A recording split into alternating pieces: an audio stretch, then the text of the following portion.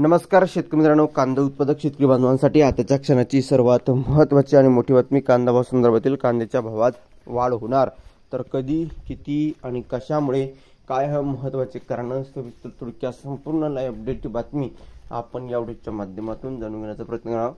तरी महाराष्ट्रातील तमाम कांदा उत्पादक शेतकरी बांधवांना एक विनंती, व्हिडिओ शेवटपर्यंत बघा. अतिशय महत्त्वाचा व्हिडिओ जर आवडला तर नक्कीच लाईक करा. सांगा चॅनलवरती नवीन असाल तर हवामान अपडेट चॅनलला सबस्क्राईब करून असलं लाईकन म्हणजे घंटा असू नका, जेणेकरून नोटिफिकेशन तुमच्यापर्यंत पोहोचते. करू शकता.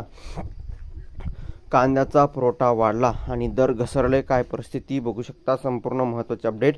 कर्नाटकाहून आधी नवीन कांद्याची हळूहळू आवक सुरू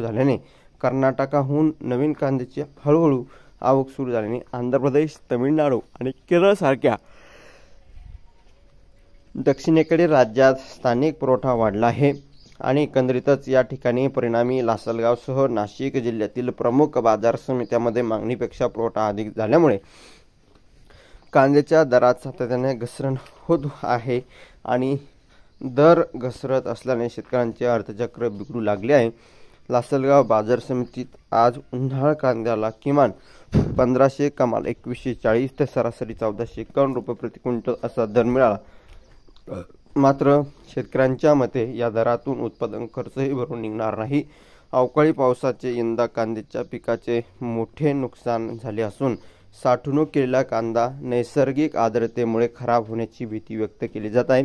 या वर्षी रब्बी हंगामात देशभरात कांद्याचे उत्पादन अधिक झाल्यामुळे बाजारपेठांमध्ये साठा वाढला आहे. त्याचा थेट परिणाम म्हणून सध्या बाजारात केवळ 1200 ते 1500 रुपये प्रति क्विंटल दर मिळत आहे. धन्यवाद मित्रांनो, माझा व्हिडिओ शेवटपर्यंत व्हिडिओ माहितीपूर्ण कांदा बाजारभावाचे अपडेट्स होतोपर्यंत इथेच थांबतोय.